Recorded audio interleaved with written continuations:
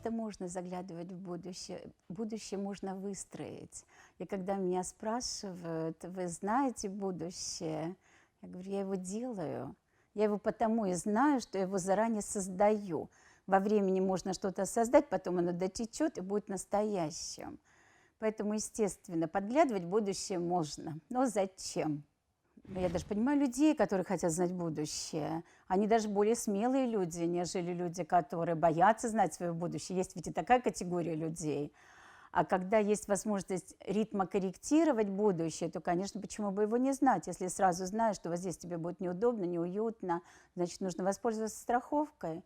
Вот эту страховку я и даю, страховку. И мои ритмологи это умеют делать.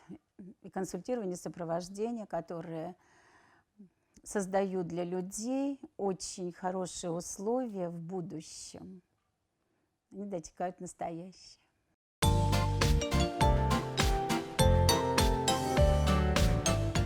Можно сказать, что есть заранее простроенная цель, есть какая-то судьба, но человек, когда прописывал себе эту цель, он ее прописывал, когда его еще здесь не было. Когда он родился, воплотился, время здесь поменялось. А он чаще всего цели свои выписывает, потому что он знал на этой планете, если это кармическое воплощение, или куда ему удалось подсмотреть, если он первый раз на эту планету приходит. Ну, как правило, которые первый раз на планету приходят, они очень неуверенные люди, и они судьбой вообще не занимаются, потому что им не до того, им бы тут как-то адаптироваться. Они очень влюбчивы, это, другой слой людей.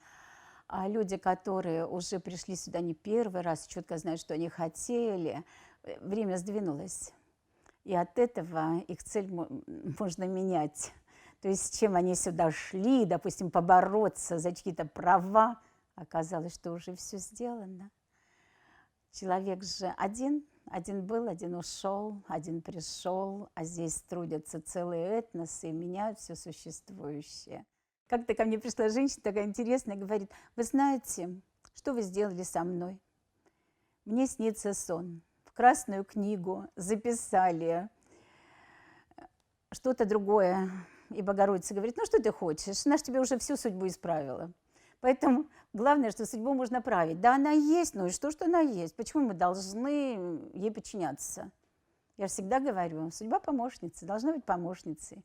То есть судьба что-то нам проложила, но мы, посмотрев на разные знаки, можем вполне изменить эти цели и их сделать более интересными, более вкусными, что ли. То есть более многомерными, нежели их судьба прописывает.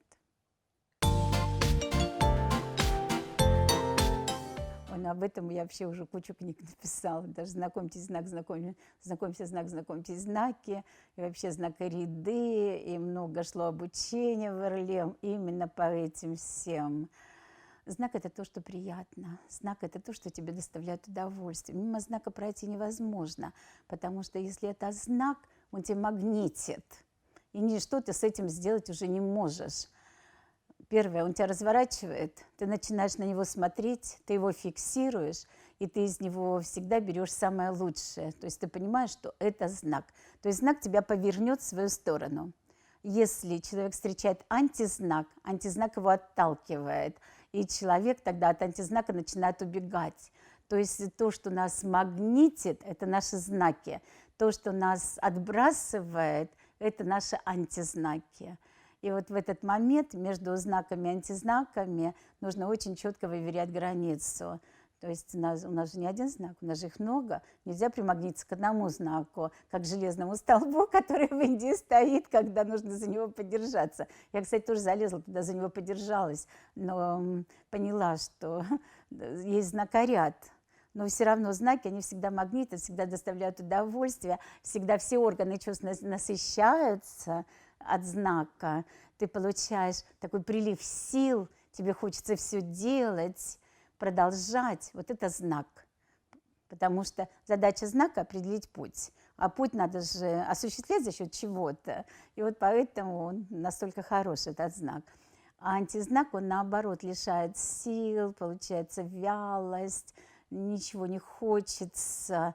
То есть ты понимаешь, что это не твое, что ты даже ну, не хочешь в эту сторону смотреть, и органы чувств как-то сразу закрываются, иногда это все затуманивается, в уши закладывает, то есть все не так, все не удалось.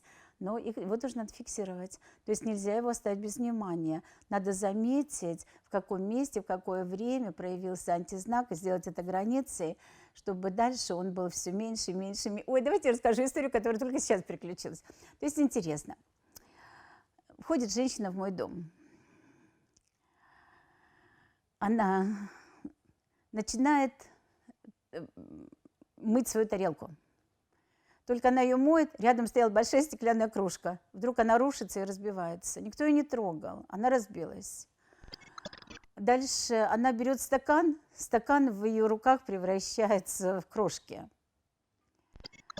Она подходит к плите, включает плиту, над плитой было стекло, огнеупорное, между прочим. Оно тут же разрушается.